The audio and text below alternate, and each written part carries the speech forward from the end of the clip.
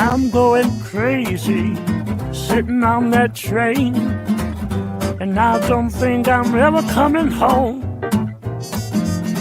Don't think I'm lazy, don't think I'm strange. I do think I'm really just losing it all. 'Cause I'm going crazy. Yes, I'm going crazy. Hey everybody, happy Friday night to you. Well, let me put this on so you can see my pretty face even better, right? What's happening, everybody? Welcome to the show, Ray's Happy Hour-ish. Lots to do tonight. How was your week? Mine was fantastic. I spent a lot of my week binging TV shows, so I'm a little out of sorts. You know, when you do that too much, staring at the TV all week and not getting anything else accomplished, it messes with you just a little bit. So I was binging The Deuce with James Franco. It started with the early 70s in New York City, the porn industry and the hookers and pimps and all that stuff. And then it went to the late 70s, and then the early 80s is season 3. And it's a pretty good show. It was canceled, so I only have a few episodes left, but my eyes are like vibrating from all the binging I've been doing. What's up, Joy? Hi, Julie. Have to reload. Has it all stopped? Oh, no. Well, keep reloading. Should be fine. Everything's fine on my end, I believe. We have a fun show tonight. We're going to be talking to Jen and Leanne. Jen's from the Milford Youth Center, and Leanne is from ONEHOPE Wine. She's an entrepreneur with them. She's with the Milford Rotary Club, does so much for the community. She's got a blog. We could spend 15, 20 minutes just talking about what Leanne does. But I have my bottle of ONEHOPE wine. It's a cab. And what they do is they sell this and they do fundraisers with the wine. And they started a fundraiser for the, hey, look at that. Glenn's watching. Hey, Glenn. They're doing a fundraiser for the youth center. And we're going to drink this tonight and talk about that. So I'm going to let this breathe. I'll put that aside. I don't know a lot about wine. I know just a little bit. I know that it tastes good. That's about it.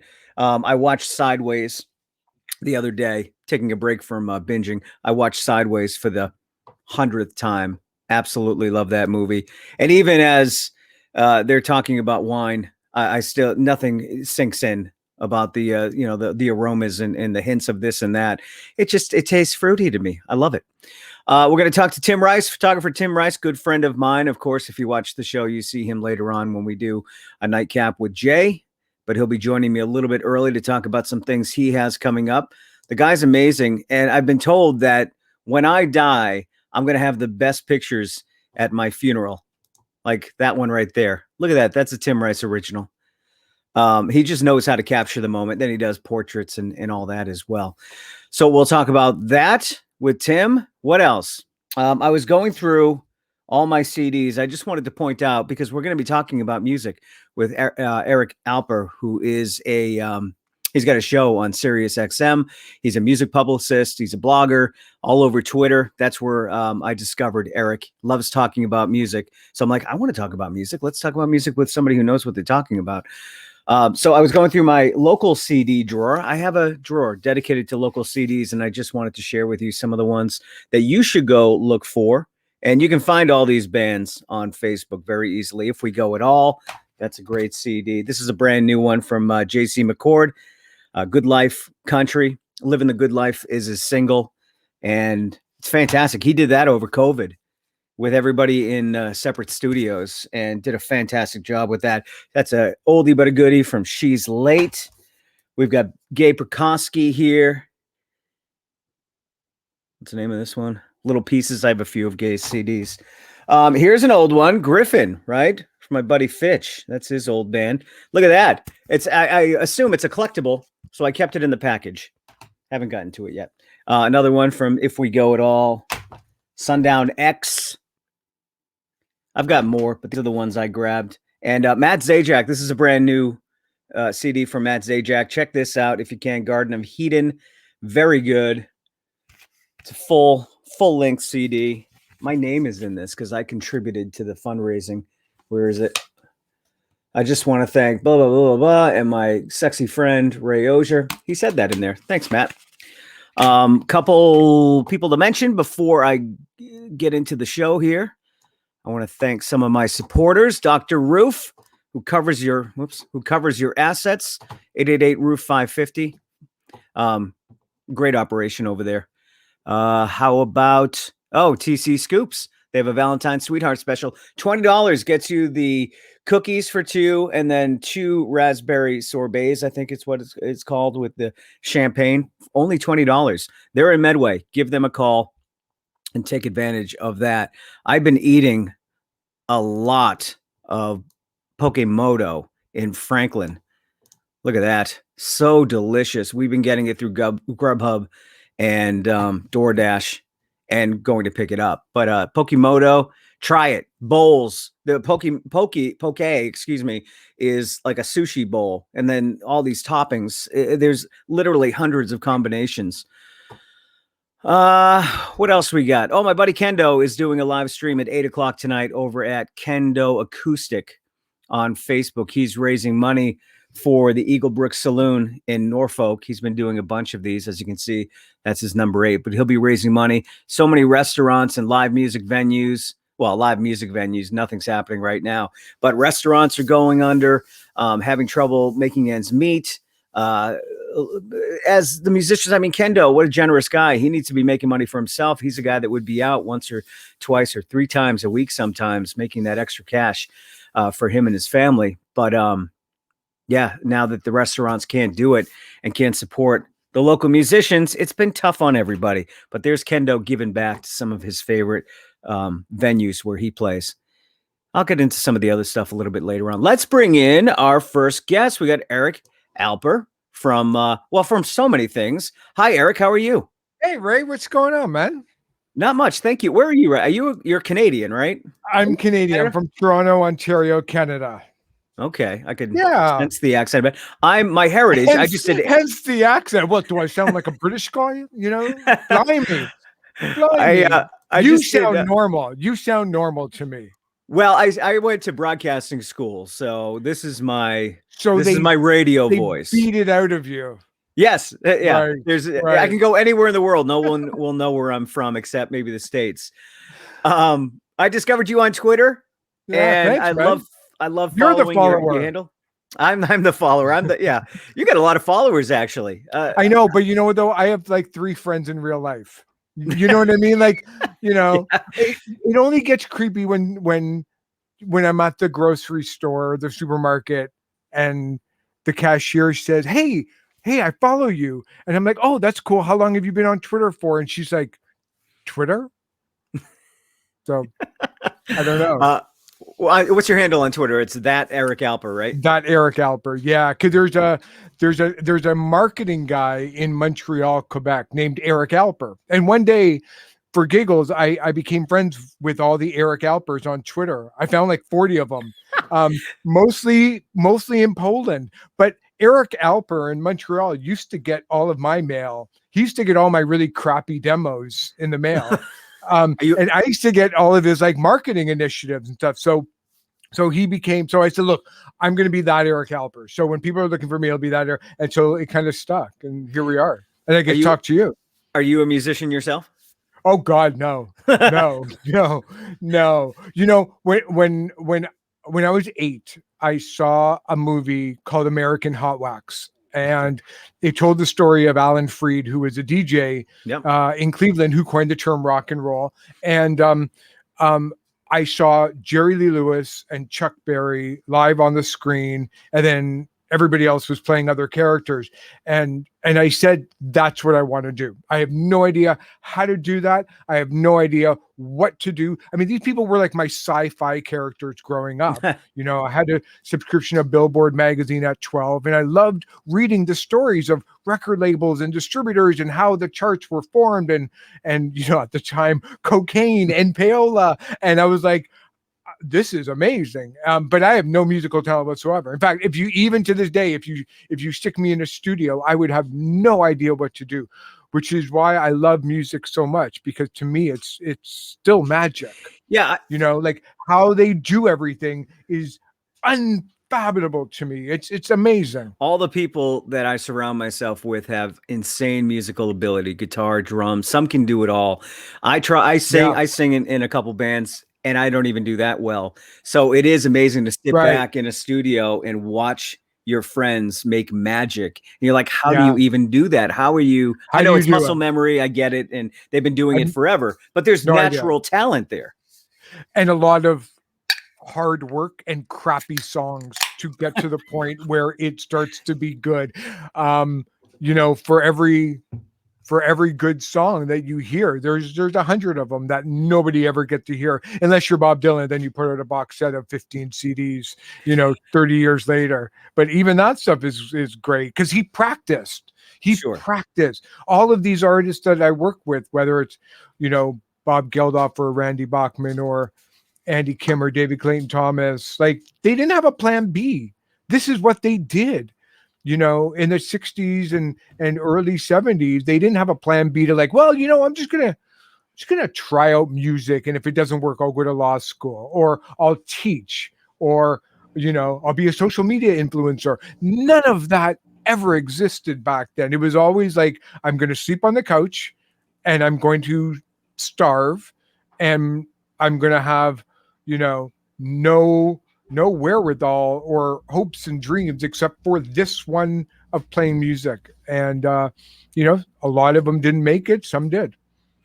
Do you think we'll see a Van Halen box set anytime in the next 10 years since the passing of Eddie? And from what I understand, there's tapes everywhere of his music. Everywhere. Yeah, rivals Prince. I mean, Prince left so much music in the vault that he could release a brand new album every single year for the next century. I mean, that's how much, the good thing about, the comparison of Eddie Van Halen and Prince isn't that really far away. Not only were they, very much respecting one another when they were both alive, but they kept their music in a vault that was temperature control, that was pretty heavy duties with security on everything from cassette tapes to CDs to DOT tapes. I'm not sure, to be honest with you, and I don't mean that because I don't know. I have a feeling that Eddie Van Halen knew exactly what he wanted to put out when he wanted to put it out. And, those guys in the band, whether you're talking about with Sammy leading the group or even Gary or David Lee Roth, they were very, very specific with how they wanted the group to sound. I wouldn't be, if anything, it's going to be 100% up to Wolfgang. And his singles that came out a couple of weeks ago are astoundingly good. I mean, it was far better than anybody had a right to expect. And it was still that good.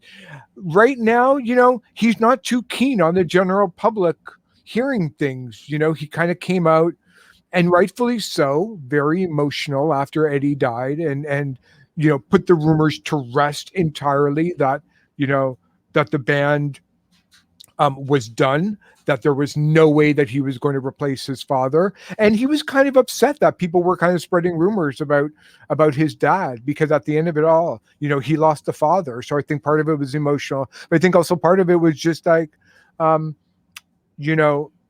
legacy will forever live on, and it's not a cliche. Eddie will forever be up there with Jimmy and Stevie Ray and Clapton as the best, and Jimmy Page as the best guitarists ever in the history of the world and other worlds. Do you think it's going to be difficult for Wolfgang with the comparisons? Because from what I heard with that single, it's not very Van Halen-ish, and I didn't expect that voice from him either. So this is a totally different sound for Wolfgang. Is that going to be difficult for him as he grows as a musician? Forevermore, no matter what he does, the first line of his obituary is going to always be "son of Eddie Van Halen." And that's a really tough thing to get over. I know he's pretty well adjusted from what I've seen in terms of the interviews and reading about him, but he it's tough to grow up in the shadow of somebody that big, and it's tough anytime, whether any business. It doesn't even have to be in music. If your father or mother is a famous author, or head of the national bank, or it's hard to get out of that shadow. And when you're in music, you are always constantly reminded of your father. When you're Wolfgang, you turn on the radio, classic rock, and he will be there within 10 minutes. Within 10 minutes, somebody will be playing a Van Halen song. Every single person that he walks up to or meets will always ask, so what was your dad really like? And so that stuff is a mental anguish to kind of get over too, even outwardly when people say, I'm really, really super proud that he's my dad. There's always times when you're battling out of it. But the good thing about Wolfgang is he also understands that membership to the Van Halen family has privileges. Yeah. and enabling him to do kind of the things that he wants to do. So, but yeah, it's going to be really, really difficult to do it. I think an extension of the question is, as good as Wolfgang Van Halen is, does he even find an audience if his father isn't Eddie Van Halen? Because as good as that song is, it's really tough right now for rock musicians to get heard out of their own city or out of their own state in a world that we're living in where pop music and rap and hip hop are completely dominating the music choices of the next generation of music lovers. He should sit down and talk to Jacob Dylan, who had a decent career. I did. But yeah, I think Wolfgang could have a conversation with him, maybe get some tips. I'm sure Jacob to this day, even with the Wallflowers and his solo projects, and again, did pretty well for himself, still has to live under the shadow of his dad, who's still alive, by the way. Yeah, and who probably doesn't get a red cent of Bob Dylan's money when he sold his Galahad for $300 million.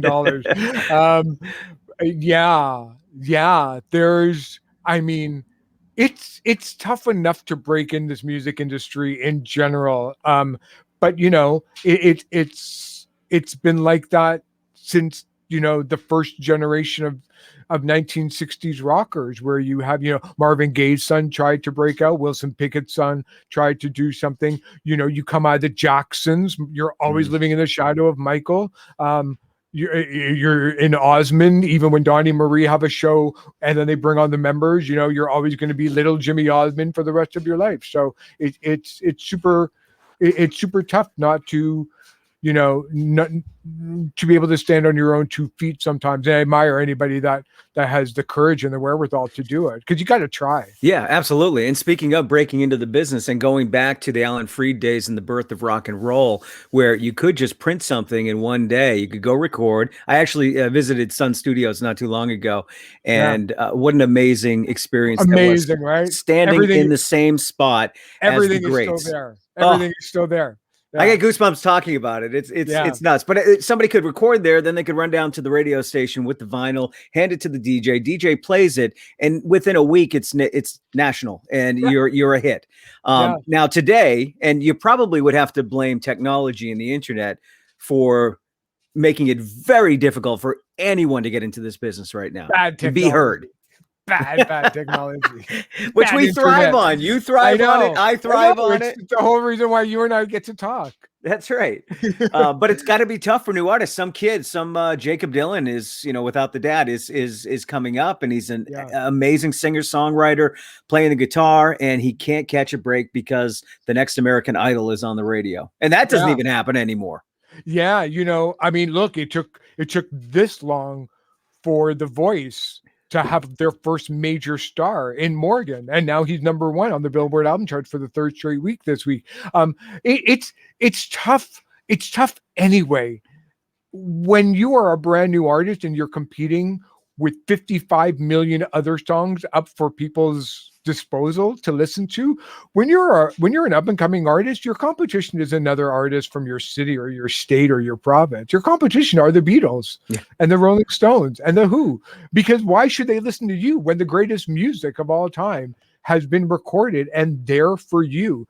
When you're Olivia Rodrigo, who is smashing records across music industry's history with her new song Driver's License, it cracked a million sales, which is over 150 million streams on Spotify in less than 8 days. Wow. that number is mind blowing, because as fast as you could record back then in the days of Elvis and Carl Perkins and Jerry Lee Lewis and Buddy Holly, you still have to go regional. You have to break your radio station, then your city, then find a guy in a Cadillac selling vinyl out of his trunk, collecting the money, bringing it back so you can give the guy the money to make more singles, and hope that, that more and more city by city. Now you can get an amazing viral campaign, spend $200,000, $300,000, not on radio ads, but on Facebook ads and Instagram ads, and boosting posts on TikTok and Twitter, and ramming that song down people's throats enough for them to get used to it and like it. Next thing you know, you've got a hit. It's certainly hard. Yeah. It's harder. It is way harder now than it was even back then. There's no doubt, because you and I could right now, we could record a song right now and have it up on Spotify within 2 hours if we wanted to. But for the good source of our listeners and your viewers, we will not be doing that. Indeed. So would you say, as a marketing guy, and obviously there has to be talent, let's say that that's an obvious thing, but does marketing make the song in today's musical landscape? Is it all about the marketing? Can you market any kind of song and with the right marketing, make it a hit? You may not be able to make it a hit, but I think that you can absolutely find your audience more than you can before. I mean, I'm working with everything from 15-year-old female pop singers to classic rock artists that the average age is 65, 70 years old. Wow. But even though that, those bands, the older bands, won't get on the radio because they're long past their demographic and the audience of being on radio, because even oldie stations or Jack FM, Dave FM, Bob FM type stations that play right now the best of the 80s, 90s, 2000s, they're long past playing the 60s and 70s. So, but they can go on Facebook, upload their brand new video, and boost a post to people who like the Rolling Stones between the ages of 55 and 70 years old. True. And find exactly their right audience. Maybe it doesn't crack 5 million views, but I think, it's easily attainable to get 100,000 people.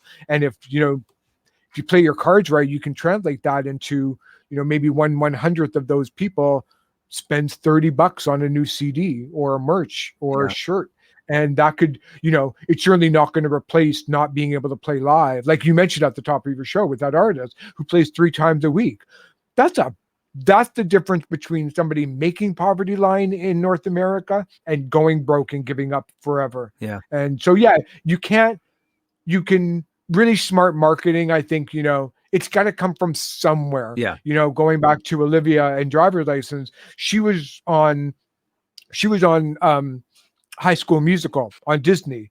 So the door was a little bit open for her to do it, but you still had to have one of the most catchiest songs in the world. Or Billie Eilish, what makes Billie? Why did Justin Bieber at 10 years old get discovered? Thousands of people were doing covers on YouTube. Why him? Yeah. Right moment, right time, right team. You got to have a great booking agent, great manager, great record label, and the songs are the driver of that car. If you have all those things, you can go as fast as you want. You need the whole package. It's funny that you mentioned classic hits. I work at a radio station here in Massachusetts, and we're classic hits. And it's gone from late 70s to now 80s, 90s, and I'll teeter a little bit into the 2000s. But that's what the oldies was 20 years ago. Now the oldies are 80s, 90s, and early 2000s, and it just blows my mind. It makes total sense. And every time when these classic rock artists say my royalty checks have gone from, 6 figures a year to 4, I tell them, you trying to get on the radio and you thinking that you can still survive this next generation is like me as a 10-year-old listening to music from 1920. If I was growing up in the 70s and 80s, it would be 50 years ago. And 50 years ago, when I was born, was 1920. We didn't do that. Right. We only went as far back as like maybe 5 years ago. The Beatles growing up weren't classic rock. Right. Nobody knew that they were sitting on in terms of that format because it was still new. Hit radio in Toronto on 1050 Chum would play the Beatles and Andy Kim doing the Archie Sugar Sugar, Lou Rawls, and then, you know, Michael Jackson. Wow. If it was a hit, they would play it, which is exactly what, you know, growing up, that kind of music was. It just took a whole new generation to sell itself out. Eric, a couple more minutes, and we could do this again if you would like, because I could talk about music all night. I'm always here. Where am I going to go, Ray? That's right. So I haven't been outside since 2004. All right, we'll make this a thing then. But I did want to mention, I want people to follow you on Twitter, because you just post very, I was going to say very simple posts, but that's in a good way, in a positive way. They're very simple posts. But they're posts that spark conversation. You get people involved. And I want to show one that you posted the other day, and that handle on Twitter is that Eric Alper. I was just talking about this last week on another podcast I do. It's in my top 3 favorite music videos of all time. And it was Michael Jackson's Thriller from 1983. Right. You had pointed out, 1983, right? Yeah. You had pointed out that this is one of the only, and this might be one of the only videos that was scheduled. They had advertising like this that you see right here, telling you when it's going to be on. Yeah, it was must-see TV. Yeah, I mean, it was. Have we ever seen that with a video before? No. I mean, they had like stay tuned at 5:00 because we're going to release the new Madonna video or whatever it was back in the day, but never like this, because, you know, if MTV had its way back in 1983, 84, they would play nothing but Michael Jackson's Thriller at the time. It was 15 and a half minutes long. Yeah. You know, it took up so much programming that they made it so that people would sit in front of their TV and watch it, because, you know, there was no YouTube. If you missed it, you missed it. You had to wait for the next time that they played Thriller or The Reflex by Duran Duran or, you know, Tears for Fears Shout. Like, you had to wait for that stuff. Look at that. We're so old, man. I feel so old. Yeah, you have to wait for your videos. Damn it. I remember going to my buddy's house. You kids have it so easy. You didn't have to go and ride your bike down to the subway and take a bus to the record store and hope that they had the record store and come back and take out the shrink wrap and you know, turn over the side. No, we didn't have any of that stuff. It's amazing. I mean, you guys don't know the struggle. Everything's right there for these kids. Everything is right there. And for me now. I mean, that's where I get all my music. But I do still buy CDs. I mean, too. like some of the local CDs I have here, obviously. But Yeah. if there's a CD, like I bought I didn't buy it, but I got the latest AC/DC album for Christmas. Yeah. Phenomenal. Awesome. Phenomenal, right? It is. It's AC/DC, you know, but it's AC/DC. It's the best AC/DC CD in the last 10 years, 15 years, I think. Yeah. Maybe even longer than that. Razor's Edge, no maybe. ballad. Yeah, and still no ballads. No ballads. I think maybe okay, how many ballads did AC/DC do in your Zero. opinion? Ride on, maybe not a ballad, but slow. Maybe. Okay. It all depends on how fast and slow you have sex. And doesn't it really have to come down to that? That's true. That's the slow jam. Yeah. And you know what's great, and I know I'll go after this. You know what's great about AC/DC is that they still have a mind of a 15-year-old snot-nosed kid. You know what I mean? Like they really haven't grown up, which is so great of the guys in the band. Well, you know? He still dresses like a schoolboy. So what do you totally. I hope they make it to tour. I mean, they're still young enough, but I hope we can see AC/DC on tour sometime in the near future. I hope they make it, because I don't think very many people know about them. I hope they just make it in general. I hope this brand new band called AC/DC gets to be popular. Wouldn't that be something? You know, well, you know, as we were saying, in today's musical landscape, it's tough to get out of the gate. So here's to hoping AC/DC makes it. Yeah. Look, you know, I mean, AC/DC is almost the every band right now. Everybody talks about them for like a week, and then everybody else goes to the next shiny object. That's true. It doesn't matter, you know, until they have a video, and then everybody stops talking about it for the 24 hours. But that's what it is, right? Nothing sticks, you know. Eric, thanks so much for your time, man. And again, maybe once a month, I'd love to do this. Yeah, Ray, it's so good to see you in person. Yeah. I love this. Thanks so much for having me. And thanks for listening and following and for having me on. Yeah, and once again, it's that Eric Alper on Twitter and Facebook, I should mention. And Facebook. Give him a follow. If you love music, you'll love what Eric has to say. Or just go outside and shout my name. Chances are I'll come over. I got nothing else to do. All right, buddy. Thank you so much. Have a great weekend. Thanks, Ray. We'll talk soon. Bye, Eric. Oh, wasn't that awesome? Hey, there's Jay. Hi, Jay. Hello, Jay. I'll be with you in a bit, Jay. Real quick before I get to my next guest, TC Scoops, as I mentioned before, has two new beers, 10th District Brewing out of Abington, I believe, and they look and sound delicious. Full description on their Facebook page at TC Scoops. They're out of Medway, and they do the libations over there. So if you want some drinks with your ice cream, maybe you're going with a family, you'd like to sit down and have a nice beer or a cocktail, and they make the ice cream cocktails as well. Check out TC Scoops, but I can't wait to get over there and try the winter ale, especially. So there's that. All right, so I've got my ONEHOPE wine. It's been breathing. I want to bring in my next guest. We have Jen Ward, who's from the Milford Youth Center, the director over there. Hi, Jen. How are you? Good, thanks. How are you guys? Good to see you. Good to see you. And we have Leanne Velky, who is part of ONEHOPE. She's an entrepreneur with the wine label. Hi, Leanne. How are you? Hey, I'm good. How are you? Good. I tried to set you up earlier, not with anybody. I mean, who you are. And, I've been going over your website over the last week, and I know you from doing events and things in town. You're part of the Rotary, do lots of great things. And I went to your website and it blew my mind. There's nothing that I could do to summarize, nothing I could say to summarize what you do within like 2 minutes. Can you give us a brief explanation as to what you do? We sell wine that gives back. But not just that. You're a blogger and you've got cakes. Me personally? And, yeah, you personally. I want to get to know you for a minute. Yeah. I do a lot of things. I like to call myself a multi-passionate entrepreneur. That's fantastic. Something will stick, right? Yeah, exactly. Maybe I just get bored too easy, or I do event registration with corporations, which is my sort of boring job. And then last year during the pandemic is when I started selling cakes, because why not? And also during the pandemic is when I started selling wine, also because why not? So, why not? Jen, how are things at the Milford Youth Center? Things are good. Things are considering. I always say considering after. Sure. We're just busy. I mean, I feel like, and I know we've talked about this before, but we're even more busier than ever. It's just in a different way with less kids, less people, but we're doing well. Everyone's staying safe and we're following protocol, but we are busy. Has Katie left yet?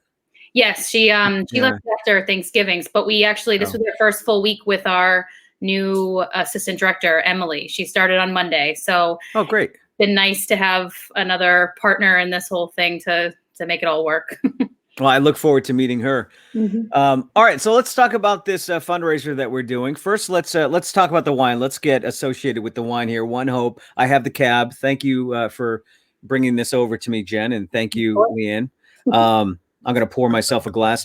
I like to pretend I know a little something about wine. I don't. I have no idea. I know how to swish it, get the color. It's a good color. Yeah, smell it. What do you smell over there? We're all drinking something different tonight, so I think. Jen, blackberry. I'm drinking the blend. How do I do this? Yes. I gotta see if there's a description on the bottle. Well, the body is full. Ray, read the pairs well with off that bottle. Okay. This is bad. Like, I had perfect vision until I turned like 48, and now I need glasses. This would pair well. There's so many great facts on here. I can't find the one. Oh, here we go. Beef fillet, baklava, new haircuts, and charades. I love it. Let's play a game of charades. Come on. Leanne, what are you drinking? I am drinking our anniversary cab. What does that pair well with? Mentioned this. Oh God, yeah, you're right, Jen. It's like opposite of where you think you're supposed to go. So this one does not have the Pairs Well With on it, but the tasting profile on it is black cherry, boysenberry, vanilla, smoky oak, and black pepper. And this one I wanted to share with you guys tonight because it is a special bottle that was created a couple of years ago to celebrate ONEHOPE giving back $5 million to charities locally and nationally and internationally. And the $5 million was already outdated because in November on Giving Tuesday, we announced it's actually $6 million. Wow. So I love the bottle just for what it stands for and for the celebration part of it, but it's also a very good cab. It's yeah, delicious. this is fantastic. So it's onehopewine.com. Is that correct? If you want to learn more about it? Yes. I get that right? Yeah, we have a special link. I could drop it, I guess, in the comments. Yeah, do that in the comments. Will support the youth center. So go ahead. Jen, what are you drinking? I'm drinking the red blend. Okay. Okay. How is it? It's delicious. I love blends and I don't know anything about wine, so I just go purely on taste. And it's so good. This is my second bottle. I ordered it 2 weeks ago and I had to make sure I didn't drink it. Oh, I think I meant second bottle tonight. No, I haven't had dinner yet. You're gonna see me run to my stove because I'm heating something in a second. Okay. But so I'm gonna go slow tonight. Jen, what are we raising money for? I know the youth center, obviously, in general, but is it for the music room? It's not specifically specified. I mean, if Leanne ever wanted it to go to something specific, we could always do that. But it would go into our general revolving account that would go towards any of our programs, part-time staffing, anything like that. All right. Leanne, what are some of the other local organizations and businesses that you've raised money for in the past with ONEHOPE? Yeah, so most recently, so anyone can do one of these fundraisers. I'll just point that out. All it really is a special link that 10% of the sales will go back to that organization. I actually was really excited in November, December. I did a 2-month fundraiser for New Hope, actually, and raised about $250 for them, which was really exciting. I got to support them all through all of our Black Friday sales and stuff. So that was really fun. So that was the most recent local one, I think. I'm blanking on what else I've done. I think it's a great way to raise money. You know, like Girl Scout cookies and popcorn, it's fine. But alcohol, that's where the money is. We're all at home and COVID. It's yes, great idea. I wish I invested in a liquor store before this all happened. You know, the sales on wine, especially, because I think a lot of people took it up as a hobby as well as just I need a drink because I'm home with the kids all the time. Now you can say that's a hobby, but wine is one of those alcohols that you really can't pass off as a hobby. Yeah. Yeah, I mean, there's always time for wine. Always. And it gets delivered right to your doorstep, which is even better. And very quickly too, right, Jen? Very quickly. I was so surprised. I think I ordered on a Wednesday and I had it on Saturday. And a lot of my friends have supported the cause and they got it within 24 hours, I think, or less than like the 40. It feels like that. I know. I had mine delivered right to my doorstep. Right to your door. You had a special delivery. Although, Jen, I got to tell you, because I wasn't home, I was at work. But my wife said somebody dropped off wine. I said, "Oh, can you go get it?" But she had to go around the house because it was right in front of the door, and the door pushes out. Yeah, I was worried that if it was a windy day, it would have been just a broken bottle of wine on your door. Oh, that would be so sad. That would. All of a sudden I just felt, that would be sad. Spilt wine. Right. Leanne, talk about the Rotary Club a little bit. Oh, what about the Rotary Club? Just what a Rotary Club does for the community. Yeah, I mean, I think a lot of people see the signs. They Yeah. know people that are a part of it. They see you at events, but I don't know if everybody really knows exactly what the Rotary Club does. Almost like, oh, is that a cult or are they doing something good in there? Yeah, It's we're a good not thing. a cult. I'm happy to report. We're also not only for old white men, if that's okay to say on here. Yes. Do you have to drive the little cars in the parade and the No, hat? that's the Shiner, or right? Oh, the Shriners. Shriners. The Shriners. Shriners. Oh, okay. See, I don't even That's know. not the Rotary Club. Sadly, we don't get to drive the mini car. Or wear the funny hats. We just get blue polos with the logo on it. We are an international service organization, and basically we exist to try to do good in our local communities and internationally. I'm actually the president this year of our Milford Club, which has nice. been quite the interesting ride to woman a club in this virtual world. Yeah, so we are actually have a little something coming your way at the youth center, Jen.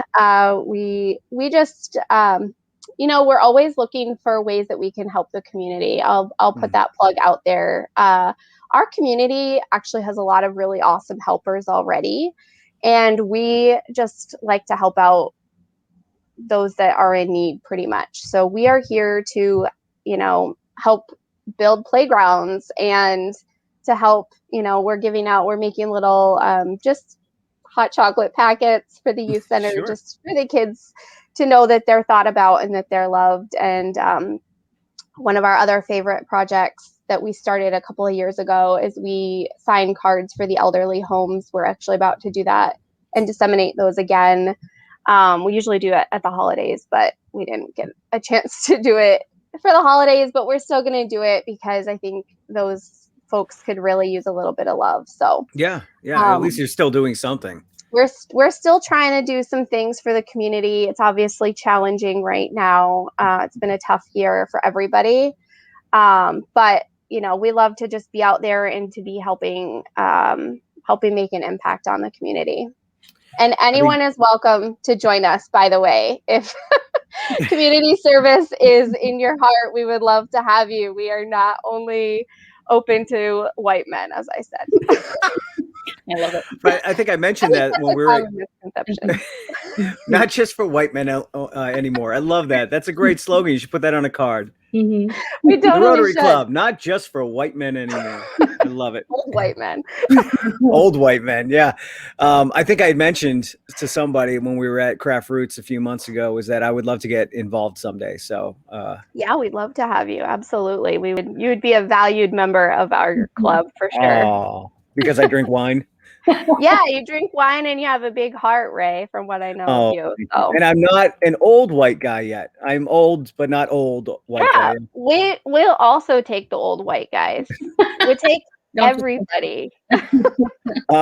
Jen, talk about some of the needs. You hit on some of the needs before for the youth center, but talk about some of the more specific needs. If somebody was to put a check in the mail tomorrow, like give them some incentive.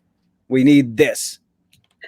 So I'll kind of preface by explaining like how we're funded so that people know that it's a little bit more open-ended in terms of where all the funds go, because we have a limited budget with the town. So the town covers my salary and the assistant director's salary, and then any other full-time, part-time staff is covered by our own way of either raising money, whether it's through rentals, donations, fundraisers, things like that. So anything outside of those two full-time staff and a small maintenance budget, we have to fundraise for. So anything in terms of if any type of sports equipment that we have, any type of appliance, any type of program that we want to run basically is funded through these types of ways of building revenue with the youth center. So right now, I would say it would be directly supporting our extended day program that we're collaborating with the YMCA to offer a full care remote learning and extended day program during COVID. So right now we have kids coming and being dropped off at 7:30 in the morning and they're staying until 5 o'clock, and they stay in their remote learning, either cohorts or age pods up until either 2 or 3, where then they transfer over to us and my staff, where we offer extended day programming. So every day the kids come to us, and then we have a structured program that we offer, whether it's nutrition or arts and crafts or STEM or fitness, something like that. So a lot of those funds will go directly towards supporting those programs that we're running with the kids. There's a lot to support, basically. A lot. You guys could always use money. And I know you were able to raise a lot of money. It started modestly a couple of years ago with the music room, but you're still collecting money. And it was Amazon, right? That dropped off a check, a pretty significant check at one point.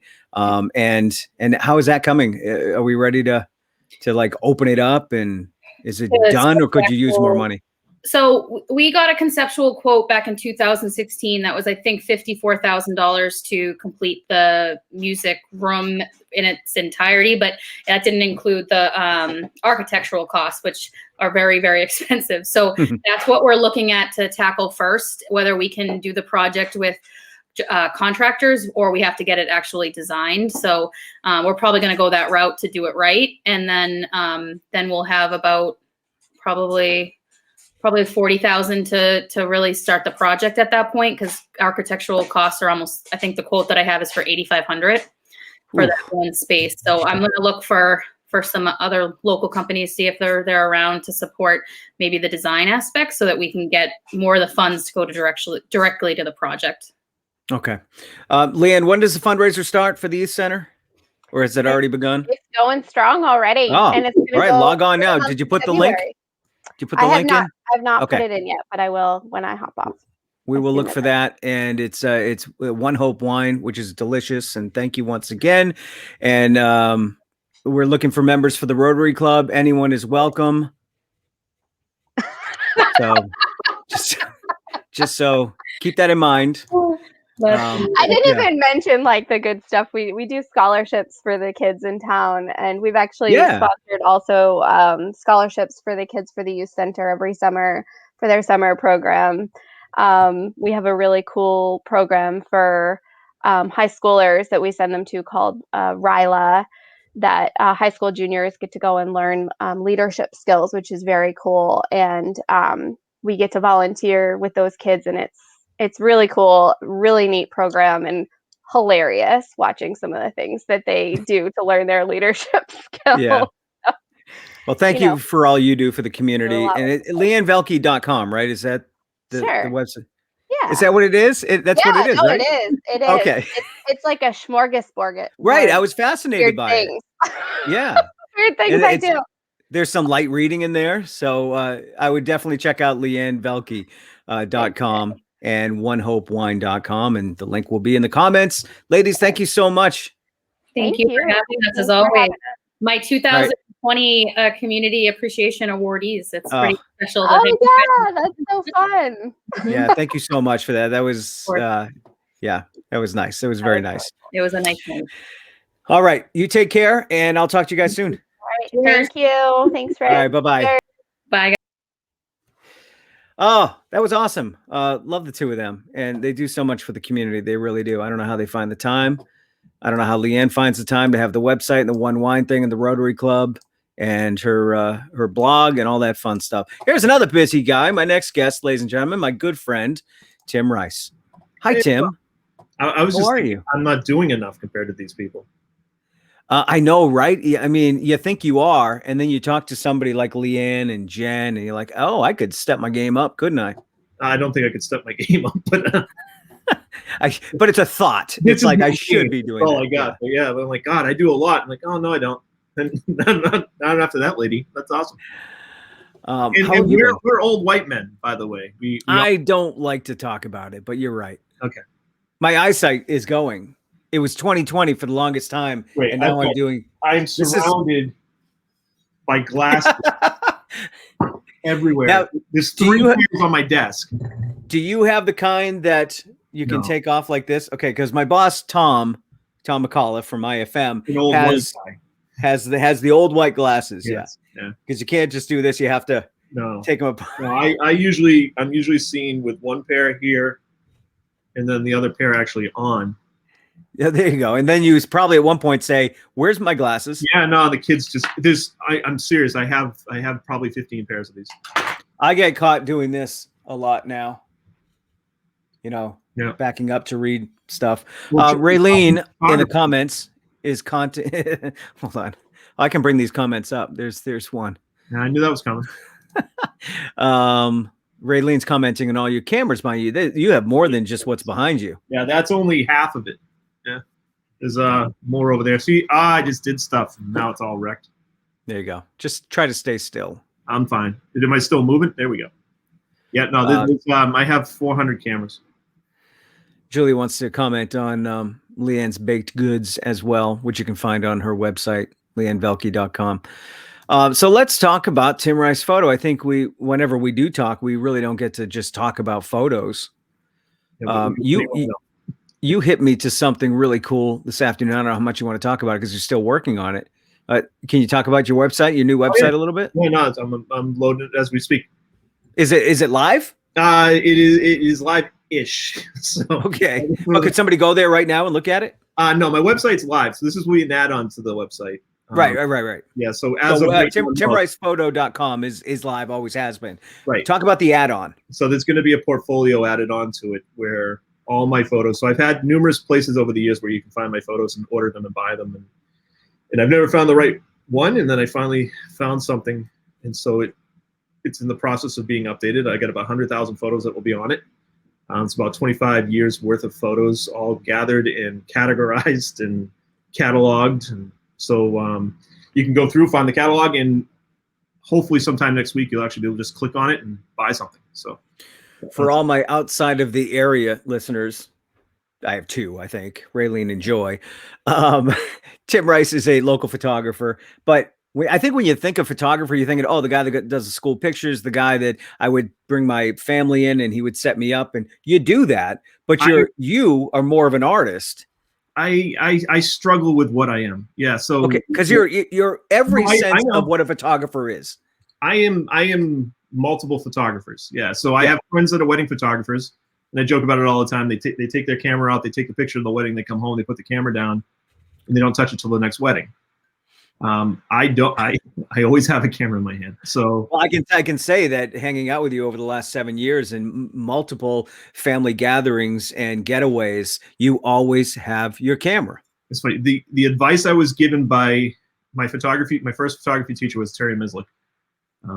Incredible artist, incredible woman, but I remember she told me, you need to find something to do it.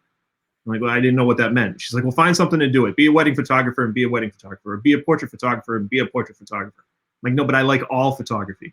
And she's like, you'll never make any money. So 2 parts of the statement. One, she was right. I never make any money. But I've never listened to that advice. I mean, you know me. Are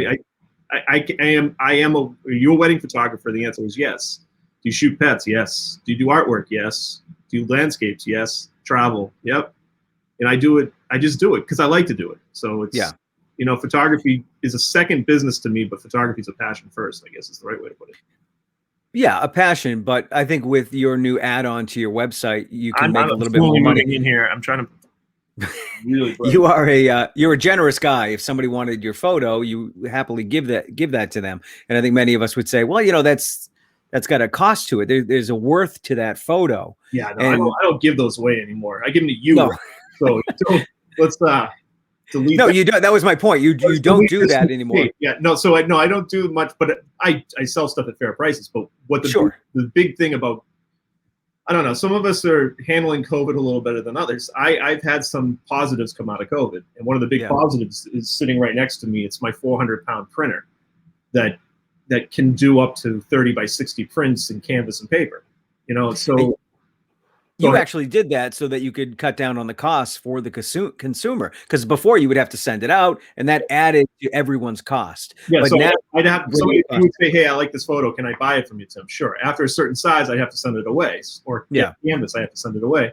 Then I have to pay for it, and then I'd make $5 if I sold it to somebody, and then I ship it to them, and it's like a break even. So, but now I'm making more money. I can sell them for less than I used to be able to make them for, and the quality I control it. So I used to have it's Tim Rice Photo. It's not Time Rice? Yeah. I thought it was like Time Life. No, time life is that's when somebody puts their hand on the stove and then 600 miles away at the same time, somebody cooks. Right. Yeah. Right. Hold on. I'll try to fix that. That's Go okay. ahead. You know how many emails I get a week hey, time, I'm looking for. It's, you know what? Not only do I have bad eyes, but my fingers aren't working like they used to either. Well, you're in your basement, so it's probably cold. And I've had a couple drinks already. Yeah. My last guest gets the shit end of these interviews. Well, I bumped up one though. I'm usually in the real garbage can. Right. And no offense to it. That's why we do that after 9 o'clock. The train. Jay's in the queue, Yeah. pumping his fist. Jay was in the queue probably from the beginning of the show. Hey, I love that. Jay watches the show. The guy from Canada was awesome. He was great. All day. And he's exactly what I thought he would be because I follow him on Twitter and I could kind of get a sense of who he is. I'll have him on more often. On Facebook. I don't do the Twitter though because you guys are angry over there. So.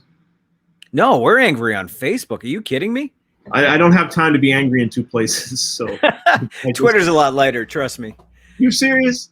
I think so. Absolutely. The celebrities are mad. I will say the celebrities are mad. Like John Cusack is a beast on Twitter. He's so upset. I heard that. Yeah. Anyway, going back to photo. What was the question? Yeah, I'm just looking at the. We got I'm looking at the comments to see if anyone's talking about you. My beard. No. Just. Nope. Sorry. Let's go on. Let's go. I want to show some photos that you've taken over the years. Okay. And there's so many. These are personal ones that I liked. I just You don't want to skimmed show all of through. them. Some of those are real. No, there's a lot of them, but I just wanted to show some of the I don't even know if it's diversity. It is pretty diverse. So we'll do the standard right outside your house. That was the front porch picture, right? Yep. Yeah. So there you go. There's your family portrait. Porch portraits. We raised $26,000 for the Medway Food Pantry. How much? 26,000? 26 grand. Yep. Wow, that's a lot. And you did that over the course of April. That was April. That was April. I did 700 porch portraits, a couple in Milford, but majority were in Medway, and we raised money for the food pantry. Yeah. So that's my lovely family, and I want to say happy birthday to Annie. Tomorrow's her birthday. She's 10 years old, double digits. Annie's Crazy. 10?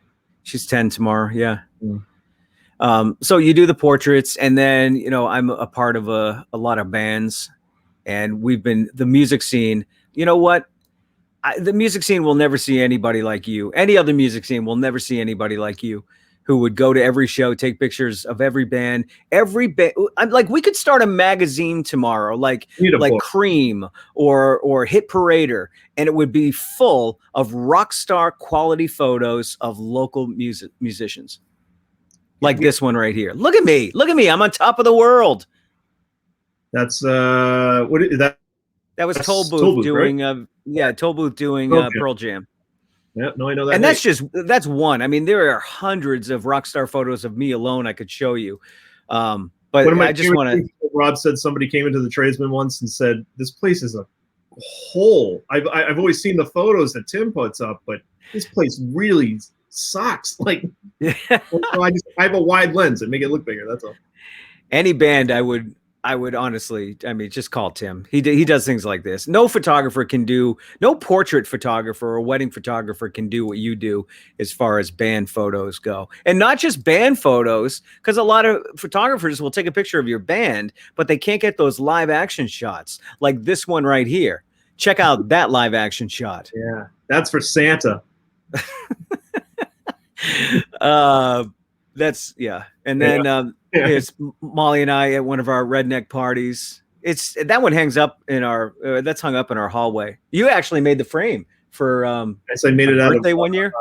Fence in, I think, wire. Yeah. Yeah. I But was it's everybody. the guy on the left. That's Jesse Braintree. From the band, the jug band. The band. Yeah. Yeah. He's like, what am I doing here? Jesse Hogg and the Hogg brothers. But that, it's everybody in the background. It's pulling the couch up to the front of the driveway. It's a sign. I mean, that's a memory right there. That was a fun time. What else I got? Me and Jack on his birthday. I mean, that was a special moment. A long time ago. Love that photo. That was me bartending at Kelly's. Keyboard Kelly's basement, her tavern. Yeah. Yep. And I did that one already. That night. I love this one. Talk about catching the moment. This woman wouldn't get off the microphone, and No. that's me. That says it all right there. That your face is appropriate for what she's doing. And I read the comment. That was a few years ago, because That was obviously old, I look a lot younger. But I read the comment, and I was saying, like, this woman took the mic, and then her friend kept giving me this, like, no, it's okay. It's okay. Let her sing the song. Yeah. Sure. I'm the one that practices, buys the equipment, does the promotions, book the gig, but you come up and sing a song. Yeah. No, that's And every once in a while, Tim gets a selfie of himself. Probably not the best person to be taking a picture with. I'm on a roof. I climbed out a window. We're on the roof of the Tradesman. That's Tommy O'Toole. That is everybody's friend, Tommy O'Toole. It is. Love Tommy. But, we give him a hard time. The only thing I could say about that is that he was smart enough to put the bandana on because he's a ginger. I don't want to get into that. We don't want to represent. I don't think them representing. probably watching anything anymore anyway. So I don't. I I missed haven't heard from Tommy in a long time. Actually, he used to listen to the morning show. I don't hear from him anymore. Oh, here's one. You did this one too. I mean, and that's actually I had to crop that for other purposes. It zoomed out a little bit more, but that's me doing what I do. I mean, how about Tim coming in and taking a picture of you doing what you do? That's pretty cool. Why did we have to crop that? Did it say MRC? No, the person that wanted the picture for a station event just wanted the fan out of there, and then there was a banner up top. She just wanted a tighter picture of just me in the controls. I didn't know if something bad happened. No, not I at didn't all. want to show the site of the murder. So I guess my point is Tim can do anything, and that's why we love you. And business is slow, so I will do anything. And you could think outside the box too. I think that's a pretty cool thing about you. Part of the whole thing that I really like, I enjoy the most, especially with brides and stuff like that, is we work together. And I know a lot of people will go and they'll bring the camera and they have what their plan is, and and they try to drive their vision. My vision is incorporated with whatever your vision is, and I think that we've worked through together a couple projects, and Yeah. I know what I can do with the camera, and sometimes people have a different idea of what they expect to see on the end, and we marry the two things up and we get some pictures. So. I think Justin is referring to his photo here. Probably. How many photos do you have to take to catch that perfect moment right there? I don't take as many as people think I do. I wait for it. Yeah, I mean, I can see you. You're always waiting. He always makes faces. Like he makes those faces for me. That's the thing. So with the bands I used to joke, I need 3 songs. I need one song to take pictures from far away so I can get the antics of whatever the band's going to do. The second song is now I know what you're going to do, because there's only so many things that you can do in the Tradesman. You can only move so far. In the third song, I try to get behind you and try to capture the audience, because that's the biggest part. That's something nobody ever does, is get the crowd. I mean, when you see a live pictures of a live band playing, sometimes, well, you did this for me once. We played in Southbridge and there was no crowd. I mean, nobody. You were the only one. But the photos you took made it look like we were at the Orpheum on a huge stage. Not my goal to make somebody look bad in any means. Like that's the point. And but so then if they're, you've seen me wrangle people at Liz's and say, hey, can we get 10 people here? Just so I can angle it right to make it so these poor guys can get another gig. Like, let's. Well, yeah. And then when you get behind us, if there is a good crowd, you get behind us and now you're taking pictures of the audience. Doesn't matter who we are, but look who we're entertaining. Right. And I think that goes a long way with like a press packet. It's like, well, yeah, you can see me singing. Who cares? But look at the people who are dancing to what I'm doing. That's what's going to get you guys money. And Absolutely. And it gets me money too, because they hire me more. Yeah. Bill, our friend Bill Donovan. Yeah. That was one of the best moments ever. He came running into the Tradesman one night. I think it was the Monday after Saturday I shot his band for the first time, this old band, The Wingmen. Yeah. And he's like, we got the gig. Like, I don't know what you're talking about. It's like, I've been after this gig for 3 years. I never got the gig until I got your photo. I sent your photo to them to show them what we could do, and I got the gig. Like, your photo got me the gig. And he just walked around to everybody in the Tradesman going, his photo got me the gig. Like, that was it. Like, all right. And then people started signing up for stuff. So it helps. Good. Well, hopefully we'll get back out there playing and we can get more photos from you. Have you ever taken a selfie and then cropped someone else out of it? I'm not saying names, but have you ever done that? Do the Reddens no, I haven't. I'm happy they're watching my show. Okay. Then, yeah. Well, if they were on the show right now, I'd probably just crop her out. So. And Dawn can't wait to get back to shows again. Yeah, no, I can't wait either. I can and I can't. Bloated. Yeah. Yeah, we do. Yeah, we do. I'm red-faced and bloated, buddy. You know what? I saw this video on the TV, on the computer the other day from Chip Zale, and he's advertising the Whiskey Church. He can't sing. He's just sitting in his kitchen smoking like a hermit, and he's playing other music, which is ironic because the guy that was singing knew all the words, so I knew it wasn't Chip. So, but I don't know. I think Whiskey Church wants to put out an ad about Whiskey Church. Maybe Whiskey Church should sing. Have you ever taken a bunch of pictures of Chip Zale on stage and then walked out in disgust because you caught nothing? Nothing worth showing. Nothing. No, Chip is not photographable at all. No. One of my favorite. You know what? Chip and I were at WPI. He was doing the orchestra. Oh, that was awesome. The orchestra, and we're in the hallway, and Chip's is just being Chip. And I go, you need to turn around and you need to jump and look at me. Why? Just do it once. And he did it once, and I got this shot. It's amazing. Like, oh, you always want me to jump. Yeah, because you do. It kind of became a thing. So you would always, and I noticed you watch people when they're about to jump or do something like that, but nobody jumps like Chip. No. And I think once you caught me really high. I don't even know how I got that high. Yeah, I was at Liz's. Yeah, I can never get that high, but for some reason, maybe it was the angling of the shot. It was very Chip Zale worthy. My favorite shot of Chip is with his drummer's head underneath his legs. Yes, that's a good shot. Yeah. That's the other thing. You gotta love drummers. If you're a music photographer, you gotta love the drummer because the drummer never gets seen. That's another thing you do. Yeah. I think you can stop taking pictures of Fitch. I think he has enough, so. I'm not here to anybody but Chip. I'll rip on Chip, but I'm not gonna rip on anybody else. I just want to add a comment to that photo. Yeah, he would, wouldn't he? Now I need to write a Christmas album. That was a great Christmas party. That was a lot of fun. All right, Tim, that was a lot of fun. Tim Rice photo, as you can see right there, not Time Rice. Go there, and then the website is live. That's my real website. It's been up for years. But soon in the menu, you'll be able to click the button that says portfolio, and it's going to go to a whole new place. So that's what you can go look out for. So just go bookmark that. That'd be great. I mean, in all honesty, and I know this guy, and I love his photography because I know him, and what am I going to say? But I do love his photography, and as a matter of fact, you really can't see them, but I have photos. Where am I going? My favorite Nashville photo. Yeah. Yeah, it's right there. See it? Broken Ugly. Yep, it's awesome. But we have photos in our bathroom. I've got photos all over Mantown here.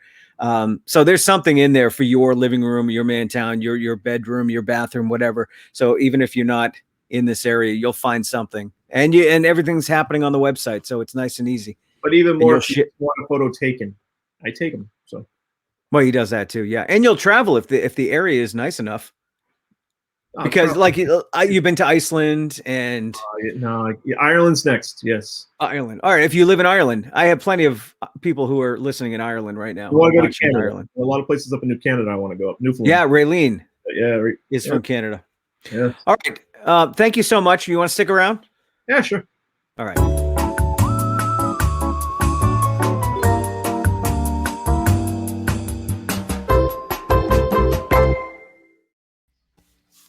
All right. This is the after hours show. So every Friday night, I have, Jay's time. I'm taking up Jay's time. I should leave. No, you're good. Because we'll bring you in. We always bring you in anyway, or Justin, or Jeff, or. I've been sending the link to Jeff over the last couple of weeks, and he has not joined us. No. I asked Bill to join us tonight, but Bill is busy redoing his bathroom. I should explain to everybody that this is not a mistake. We actually do this at the end of the show. It is the second half of the show. So you can watch the first half and get a lot out of that and not have to watch the second half. Or you can stick around and enjoy the insanity. But I will go upstairs and I'll decompress. I'll talk to Molly about the show, and she'll say, you guys, the second half, And that's all I'll say that she says. I said, no, that's for the fans. And that's all I got. Cheers. Cheers. I thought maybe you'd have some. No. Never mind. What is Jay wrong? I like jumping on at the end and just chatting with you about just stuff we did this week or weekend. Yeah. Is Jay but it all water? What? Jay's having technical difficulties, isn't he? No. I feel fine. No, I got him. Okay. So look at that. Chip remembered that it was at Central, not Liz's. Oh, you're right. Yeah, you guys had a jumping contest. Yeah, just the fact that Chip remembers something I did is amazing. Well, he's proud of you. That's nice to know. I guess in a different world, I'd miss Chip. Still miss Chip? I thought it was Wilford Brimley. Diabetes. Put my glasses on. I look just like Carol Baskin. Killed her husband. So, Jay, how was your week? It's good. Oh, except for today. Oh, no. Some guy almost killed me for parking in his parking spot today. What happened? I didn't elaborate even know. On that. No, I didn't even know that I parked in his spot. He came rushing at me, screaming and yelling and swearing at me. And I'm like, dude, who are you? It was out front of my store. I'm like, what's going on? And he's like, you were doing this all the time. And I'm like, what? Dude, it was ridiculous. I had to escort him out of the store. I thought he was gonna swing at me. I swear to God, he was like, you know how you get shaky when you're like really angry? He was that mad at me, and I'm like, first of all, I don't know who you are. I didn't even know you had a parking spot. This was that rubber chicken. Yeah. He came running in and he's just like, you're in my spot. You always do that. You're trying to intimidate me. I'm like, who could I intimidate? You really have to reassess the choices you make in your life when you're getting kicked out of a comic book store. It was crazy. Spaces everywhere. My customers are like, what's going on, man? I'm like, I don't know. The guy's like, yeah, I'll get physical if I have to. I'm like, dude, you don't have to. Let's go outside. And I'm like, we're outside. I'm like, okay, settle down. Now, what is the problem? He's like, you're in my spot. I'm like, dude, I didn't know we had spots. Oh, well, that was my excitement for the day. Well, that's fantastic. You were talking about music earlier. So I figured, just for the hell of it, I'd show you some of the records that I've gotten over the past couple of months that I haven't opened yet because just haven't opened yet. But I got, they reissued Buck Cherry's, Buck Cherry. So I don't know if you ever. The Buck Cherry song. I love Buck Cherry. I photographed them. Yeah, that was an awesome concert. Anthrax, Soldiers of Metal. These were all on Record Store Day. Record Store Day got like 3 days this past year because they couldn't do one day, so they spread it out. What was it? I got Tesla, The Great Radio Controversy, one of the best albums. Never heard of them. Yeah, well, you might still. Don Bailey got me Extreme for Christmas. You went Extreme. Yeah. Now something super cool. My buddy Josh got me. So this is the soundtrack to Yoga Hosers. Well, it's only a couple of songs. One of them is "I'm the Man" by Anthrax, but the girls do it. Harley cool. and right down here, Harley actually signed it too. My buddy Josh got her to sign it for me. So that's wow. That's Kevin Harley. Smith's daughter. Yeah, that's Harley, and that's Johnny people Depp's. don't know who Harley is. You got to tell them who it is. Harley Quinn Smith. This movie was Kevin Smith's the daughter and Johnny Depp's daughters. Yeah. Jay, you got to learn how to do this. Sorry, you're the guy that's hosting, man. And of course, I got Kevin Smith, Silent but Deadly, and I believe this was the one that he died at. You said who he was. And then and then they brought him back to life. And little Matty Zajac stopped by the shop the other day and brought me my copy of Garden of Eden on vinyl, and so you can probably see your name a lot easier right there. Let's see, I don't know, it's on there. I think we're all in there, aren't we? Yeah. So that was all I was talking about. I'm always looking for new music. There it is. It's so small though. I really enjoy If We Go at All. Yeah, they're great. Yeah, I love Alex's. I mean, Alex has like two tones. depending on how he's feeling, I guess. But he's got the rock tone, and then he's got the atonal.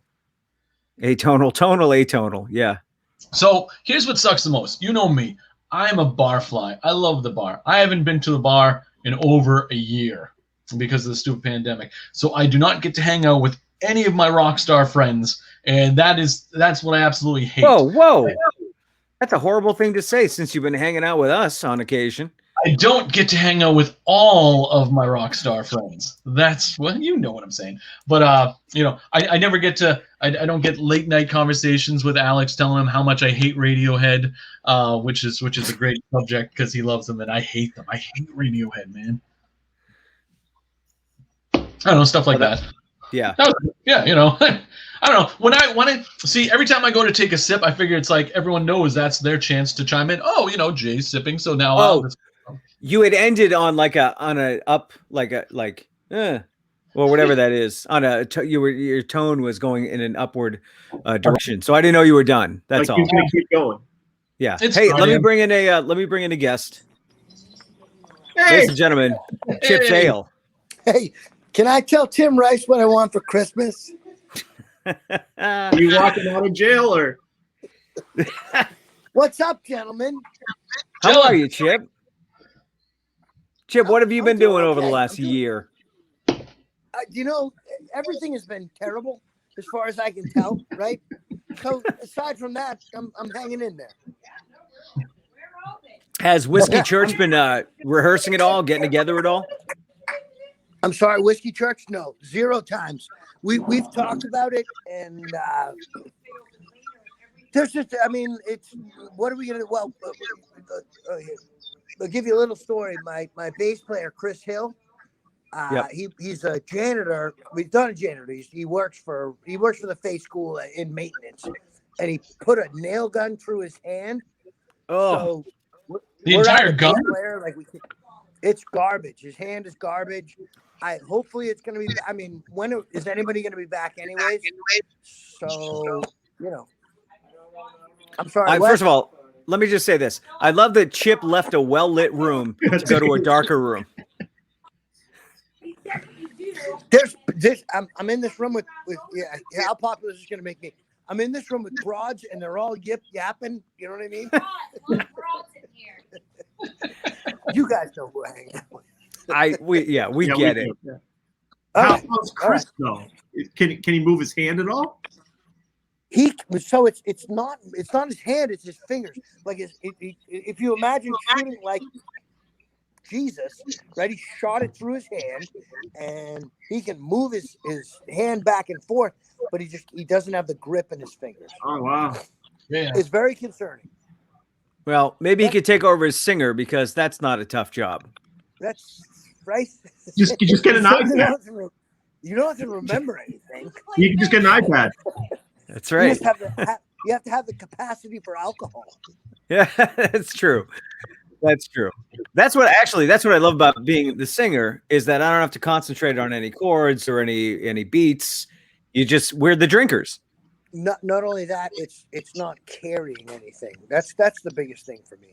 I don't want any responsibility. That's right. I just need to entertain people. You remembered the photo of me jumping. I would have to say that almost rivals some of your leaps. I'm trying to remember what band were you in at that point in time?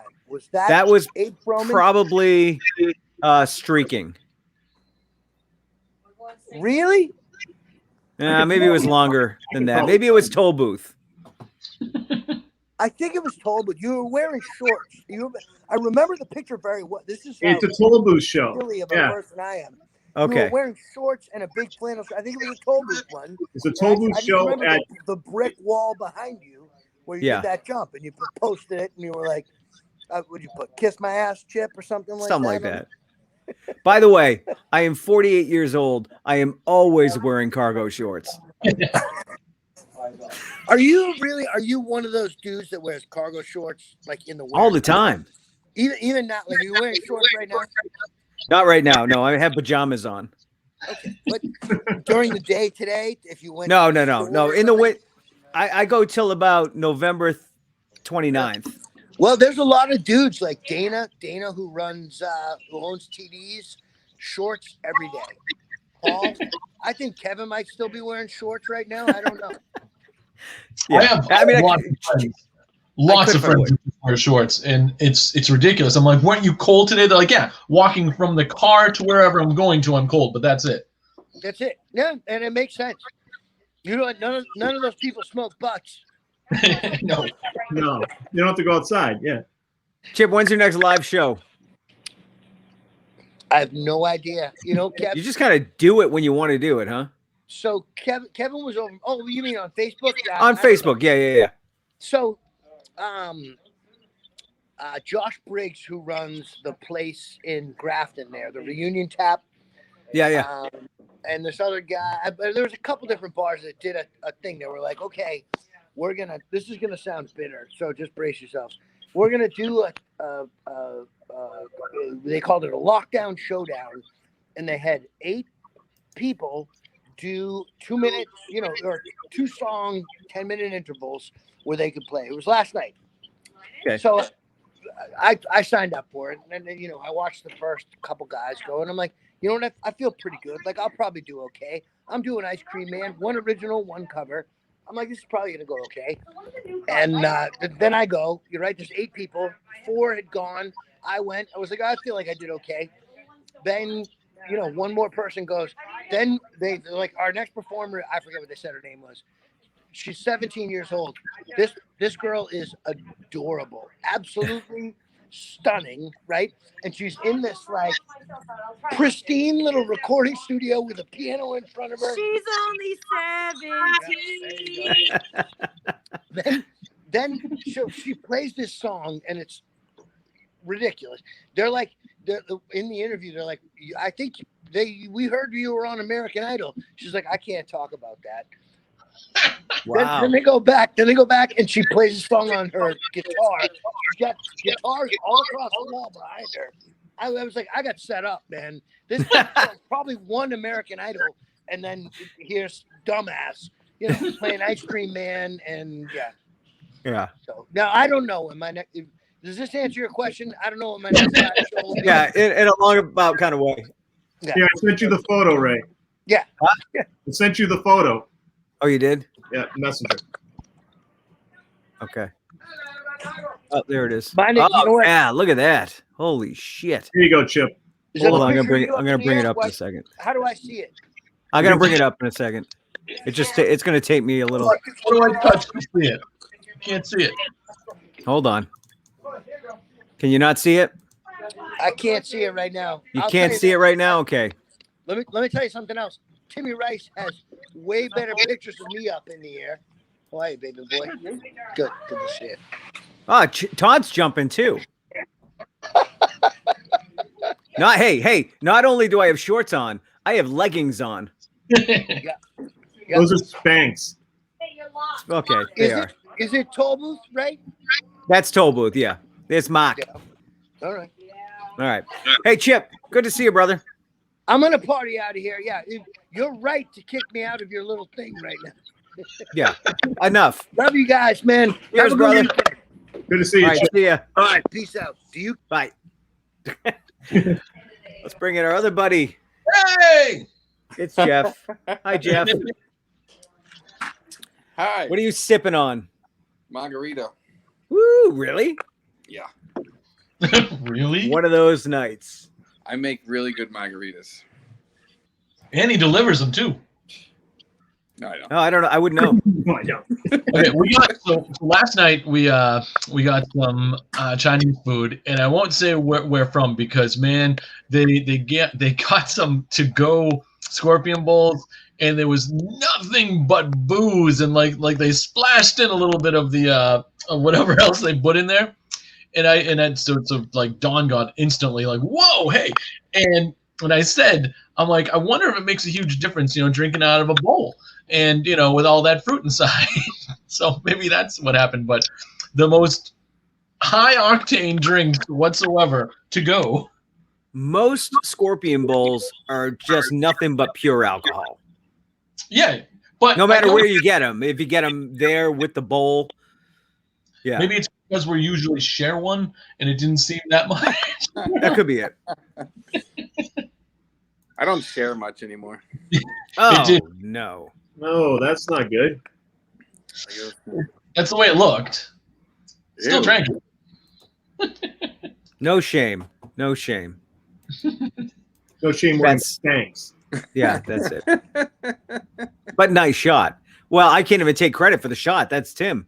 There's a better one, but that one showed Todd jumping too. Wow. No, you that's got the that one was I like. 6 years ago. Wow. You got some air on that.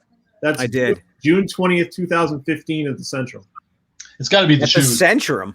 Central. Oh, The Central. Yeah, When did I you got go to the Central. I just want to put that out there. I'm going to leave that there. That's the One Hope wine link, so that you can buy your wine. 10% of the proceeds go to the Milford Youth Center. So I'll leave that up for just a bit. All right, I'm gonna leave. Oh no. It has nothing to do with Jeff. I'm in the barn and my family's in the house and I'm gonna go. Okay. Fine. Bye, Tim. Thank you, Tim. everybody. Bye, Tim. I don't know how. Just like that. You figured it out. I hate being in control because somebody always is trying to say something else as I take them out. Then I look like an asshole. Don't take me out, man. Tim's going back in the house to be with his family, and Barbie just wants a scorpion bowl. To go. With no juice. I love it. Yeah, scorpion bowls are. I mean, I remember drinking them in my youth. They are tough to stomach. It's always a good idea. Let's go out and get scorpion bowls. But if you're going out to drink for the night, it's never good to start with a scorpion bowl. It's always great to start. That's the perfect thing. Yes. That's what ruins you. No. That's what You ruined you. You start with that. You start with a nice scorpion bowl for two, and then you move on to the Mai Tai, and then maybe if you're maybe if you're crazy, you do a flying zombie or something like that. But always You are crazy. you get that Chinese food drink at first, and you set yourself up for the whole night. Then you can decide how you're drinking for the whole night. You can slowly have a couple, or you can just ramp it up. I mean, either way, that's your base. I enjoy starting slow so that I can do the Jaeger shots at the end of the night. Don't do Jaeger shots, man. See that? Okay, you can make fun of me as much as you want, but at the end of the night, I'm the guy doing the Jaeger shots and the Jack shots. We're all doing those shots. Usually out of stupidity. Because we're thirsty. Yeah. Jeff, what do you think about the Super Bowl? Oh, Super Bowl. Wow. Are you excited to watch? I mean, it's nice to have Brady in there. Is Tom Brady playing? Yeah. Tom Brady is playing. I would. Geez, you know what? I'm gonna go with. I have to go with Brady only because I don't care for the Chiefs. Right. I don't care that Brady's in it, but it doesn't matter who was playing the Chiefs. I was gonna root for them. So, Right. Are you rooting for Brady to have a stellar year, a winning year, a championship year, even though he left us? Like at this point, I think I'm like, Well, you know yeah. what? Good for this guy. Let's give him as much as he can until he gets out, and we can still claim him as our own. Well, we can't claim him as our own. Well, we but can't, but we can. In a sense, we can. fans can. The fans can. I think it's good that Brady's there only to kick Belichick in the butt, get him moving, get a team going, because Sure. look what happened. You lost one guy and your team stinks. And he's in Didn't the just lose a guy. Go I think. Patriots. I don't think he lost the guy. I think he let the guy go to prove that he could win on his own. I don't need no Brady. He Yeah, well. proved wrong. Well, if that was the case. Well, that's the problem. If that was the case, then he's not a smart guy at all, because he would have known for a fact that Cam was not going to take us to the playoffs. What? Playoffs? What? You talking about playoffs? We all had a little hope at the beginning. We did. Oh no! And I think if Cam was younger and he stayed with us for a while, I think he'd be a good quarterback. It's just he's too old. Well, so was our other quarterback. Yeah, but he was. I love He's an anomaly. Remember after the first week, and you saw all those memes like when Brady lost to the Saints, and then the Patriots beat the lonely Dolphins, and they were like, "Oh, please take me back." Those memes. It's like, yeah, right, okay, people, one game. Yeah. So I was gonna vote. I was gonna root for the Bills had the Bills won, but because the Bills haven't won, I'm going to gladly root for Brady to kill the Chiefs. Man, I hope they trounce them. Me too. F Mahomes. Yeah. He's got his whole career ahead of him. Let him be awesome later on in life, whatever. But right now, kill him. So Brady.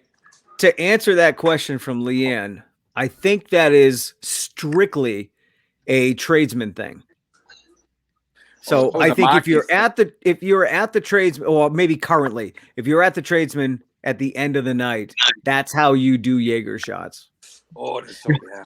If you're still standing at the end of the night and you don't want to be standing, then you do the Jaeger shots. But I like to think we're so much better than that, though. Now, Ray, you do whiskey, I do Southern Comfort. The only time we do stupid Jaeger stuff is like if we're at a house party. That's when we would do that. You know, I tend to agree with you there. It was maybe 7, 6, 7. Maybe it was 2 years ago that we were doing those Jaeger shots at the end of the night. Sure. And now during the pandemic, we've been doing more like shots at home. I'll agree with that. I got my laser cat. Okay. Oh, I like the new cans. I like your cans. Yeah. I got to get a beer. Hold on. Or you talk. Oh, so I just got some of this other stuff, Jay. It's called Double Dried Hop OJ. And I don't call it OJ. But it's the double dry hop. My buddy Ben, he loves the double dry hop stuff. So he gave me something a while back, and I really did enjoy it. So I'm down for trying anything. You're gonna tell me next time you go into Treehouse, so I can go with you, so I can get some Treehouse, because I haven't had Treehouse in a long time. I did have some Heady Topper last week, and that was delicious. Oh, I can't find any. Because every time they advertise it somewhere, someone goes and buys out everything. And it's gone, yeah. And it's gone. Good job, guys. I thought you were going to talk your campfire stuff. Well, it's funny. Don Bailey says, she stopped doing peach bombs and adulting in the comic. Jaeger in it. So that's the funny thing about that. No, that wasn't Jaeger. That was Crown, right? Yeah, it was Crown and peach with with Red Bull. And oh my God. So I stopped doing these way before Dawn did, because I started finding myself crashing and getting ramped up all at the same time, because you've got nothing but this caffeine, this downer, like beating each other. And I'm like, I can't do that. I would wake up with the worst hangovers whatsoever. So Dawn did those for at least maybe like 6 months after I stopped. So I was like, holy crap. Yeah, there it is. They were tasty. Yeah, peach crown Red Bull. Yeah, delicious. Tastes like Smarties. Oh my God, they're so good. And that's the problem, because you drink them like you would a normal drink. And next thing you know, you're like, whoa, let's go stop by Wendy's. Did you guys remember, have you ever done a Tootsie Roll where it tastes like a Tootsie Roll? It's orange juice and I believe it's Kahlua. And that tastes like a Tootsie Roll? Tastes like a Tootsie Roll. I think you do it as a shot. It's a shot. Yeah, I've never tried it, obviously. I'm asking. Cool fun fact. Back in our Marcagiano days, I know you hear all about it, and it's so ridiculous because we're ridiculous guys. But back in the Marcagiano days, we used to have New Shot Tuesday. That back then Rob was the manager, and Chris Diliginato, he used to bartend, and he was, hey, well, look at that boy, good doggy, oh boy. But we used to have new experimental shot Tuesdays. That's what it was. So all the shots we'd get them for free the first time around, because we're trying new shots to see if we like them. And that's when we found all these shots, like the peach bomb and there was another one with Crown. Slippery nipple.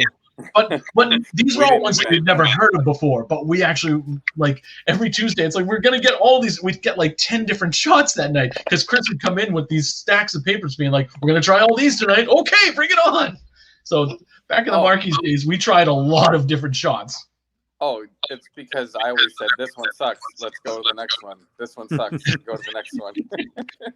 But without that, we would have never gotten Jaeger bombs. We would have never gotten peach bombs.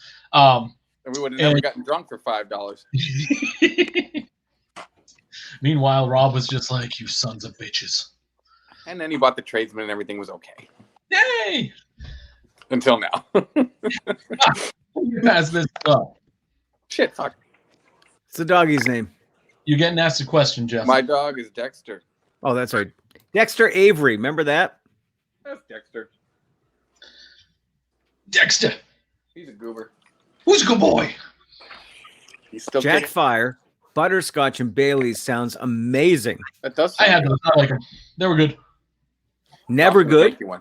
No, I said they were good. No, I liked them. Oh, they were good. Okay. All right. There's another shot where, or not a shot, but you drop it's almost like the Irish car bomb. Yep. It's beer. And when I say beer, not this stuff, never waste one of these beers Never. with one of those shots. Ooh. It was this and amaretto. And I believe it tasted like root beer. Huh. We'll have make to Tim try Rice that drink it. sometime. Tim Rice can I want to share another Tim Rice photo in collaboration with Don Bailey. Oh yeah. That is, shit. We got It's it. I don't know. It is, but I mean the sticker itself is one of those hologram stickers. But that is a recreation of the 10 album, and that is Toll Booth Willie. That's nice. And Don did the graphic arts on that. Tim took the picture. And if you don't say anything, you just assume you're looking at 10. I know it's such Yeah, a great recreation. It's well done. So we did 10 one night at a show and at the Tradesman, Yeah. and that's what we used for our promotion. What was that, like 2017? It was a long time ago because then we did Feels like a Versus long the time. next year. Feels I like want to say that was more along the lines of like 2014. Maybe. No. Beer and root beer schnapps tastes like Dr. Pepper, Kev says. Kevin Schuler, everyone. Kevin Schuler, everyone. Thanks, Kev. Golf clap. Have you been watching a lot of golf? Is there any golf on right now, Jeff? Yeah, there's golf on. There's always some European crazy stuff going on, and yeah, I'm weird. I watch all that stuff. Yeah. I'm like, Hey, I don't not like golf. I never I hate understood it. It's how the- you watch it. It's the worst. I just like playing Golden Tee. That's all. There you go. That's what But- you want. but 'Cause that hits it always straight every lose. time. I always lose to Jeff every single time. I'll start off strong and then I lose so hard. Yeah, I cheat. So what are your plans for the weekend, guys? Me? Jay. I'm working tomorrow. And then jeez. Where are you working, Jay? Comics. Rubber Chicken Comics, where we never park in someone else's parking spot. What? Yeah, it's crazy world out there. Be careful. Jay's shop is in Bellingham. Jeff, what are you Everyone doing? knows Rubber Not Chicken. everybody knows that. I bet you Raylene doesn't know that. I'm sure she Really? does. I own a comic book store in Bellingham, Really? Massachusetts. There you go. She knows. Do you ship comics? I do. There you go. Got to take the PR ball when I throw it to you. I hear you. Sometimes I'm just a little behind. And I'm like, oh, playoffs. Playoffs. What are you talking about playoffs? Playoffs? I said a hook, not a slant, Jay. What? Jay, She's yelling at both of us at the same time. Jeff, what are you doing? I'm at the Cape. Came Are you at down. the Cape now? We went to the Cape, visit the Oh. in-laws. They're in our bubble. Don't worry, everyone. I want to be at the Cape. And, well, we're indoors. It's 18 degrees. Still. out, so I mean, Just didn't want go to to get the away. beach? yeah, we went earlier. I went windsurfing on the icicles. That's awesome. Did you build any sand Awful. I castles? scraped my Did you knees. build any sand castles in the sand? Well, I tried. No, but in the snow. the ground's frozen. Oh, All right, let me see if I have anything else to share before we go. New England Legends is the podcast. I know we have a few legendary listeners watching right now. That's Jeff Belanger and myself talking about, well, New England legends, and it's a lot of fun. We have fun doing it. I love listening to it because it's like it hooks you, and then by the time you're done, you're like, wait, that's it? No, give me more. It's like 12 minutes long. Perfect. We've been doing it for almost 3 years now. You guys, Someday, you guys compliment each other very well. Oh, thank you. Someday we might do this again. Yes. I still have Tim's thing up there. We don't need that anymore. Someday we'll do that again. What other pictures do I have here? Sunday. Oh, I need you guys. I know you know something about the station. I need you guys to send me some audio saying why you love my FM. Because so of you down what? Huh? Because of you. Well, then say that. Or you Jay, I know you listen to the 80s show in the morning. I do. Right. So you download the app, My FM 1013 Live. And then at the bottom, there's a little microphone icon.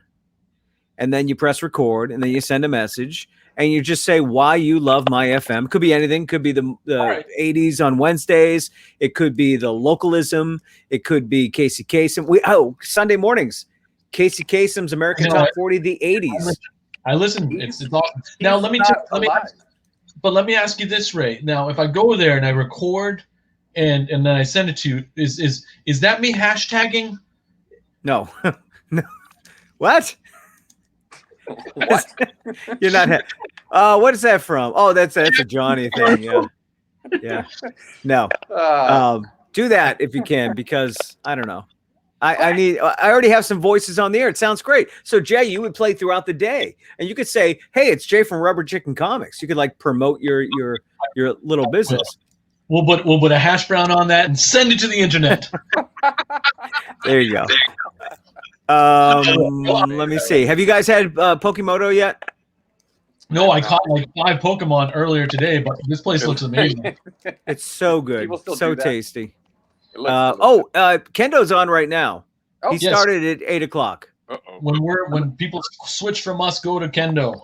Yeah, at Kendo Acoustic on Facebook. He's raising money for the Eagle Brook Saloon in Norfolk. What a guy, huh? So again, I haven't seen Kendo in a year, and that sucks. All right, because again, just the first Monday of every month, we have this music social, and that's when I get to meet all my friends down there. We eat steak, we drink, everyone sings and plays and has such a blast. I have missed that so much. You have no idea. I remember it was like 2 or 3 months into the pandemic, and everyone was locked down, and we were doing a drive-by for Justin. Remember that for his birthday? Oh, his birthday, yeah. And all of us met around the corner, and everyone had masks. But I remember it was like a toy store. Everyone's like, "There's my friend. There's you. There's you," and everyone's just like, "Hey, what's going on? What's going on?" And I remember we all got into our cars, and it was the most adorable thing. I see Carolyn driving up, and as she's driving by, she's like, "Oh, my friends are here. Oh, my friends are here." And I'm like, man. You're right. That was the first time that we all saw each other after like the March lockdown. And it was a weird feeling. It's like, I don't know if we should be talking, but we're here. This is great. Put your mask on. First and last time. We were all taking it a little bit. Well, we should take it seriously, but you know what I mean. No, we didn't. No, we were doing good. Medway, Jeff, you're in Medway. TC Scoops has 10th District now. I've never heard of them. Oh, they're good. Where are they from? Where are they out of? They're Abington. Sweet winter ale. Yeah. Huh? So they got the two. They got the winter ale and the IPA. I haven't been there much because it's so effing cold.